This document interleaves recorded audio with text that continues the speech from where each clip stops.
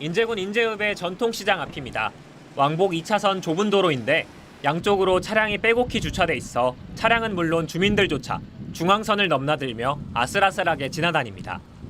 옛 버스터미널 앞 도로는 한쪽 차도를 차량이 점령했고 인제우체국 앞 도로는 단속 표지판이 붙어 있어도 불법 주차된 차량이 가득합니다. 워낙 주차 공간이 부족한 탓입니다. 사정이 이렇다 보니 인제군은 주차 공간을 확보하는 데 골머리를 앓고 있습니다.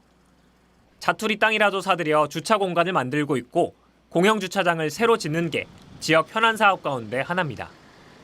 인제읍에는 현재 13개의 공영주차장이 조성이 되어 있고요.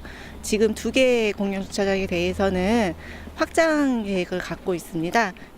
그런데 왜 이렇게 주차 공간이 부족한 걸까? 10년 전인 2014년과 비교해봤습니다.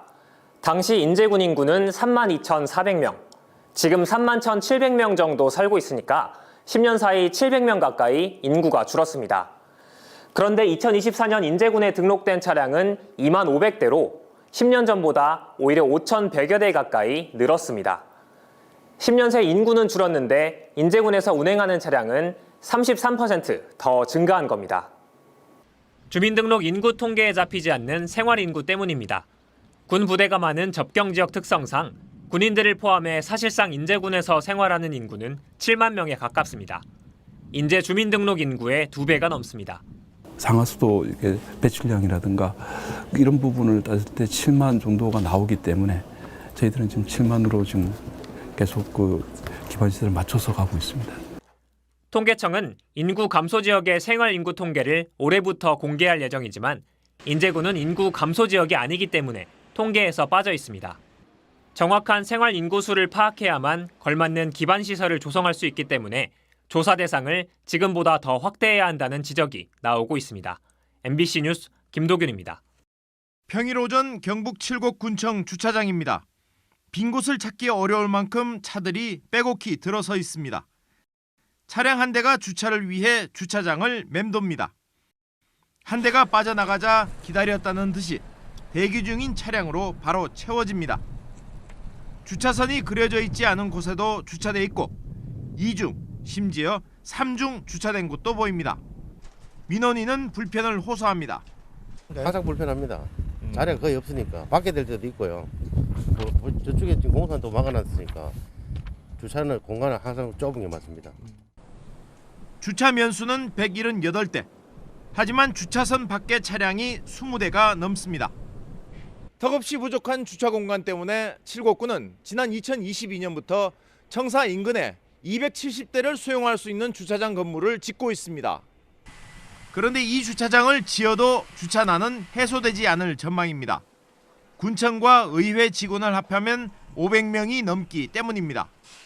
주택이나 상가 밀집 지역에 잘 아시겠지만 부지나 예산 확보에 애로사항이 있습니다. 그래서 저희가 주차장에 대해서 장기 계획을 수립하고 있고 현재 만성적인 주차 공간 부족은 군청사 외에도 외관읍도 마찬가지입니다.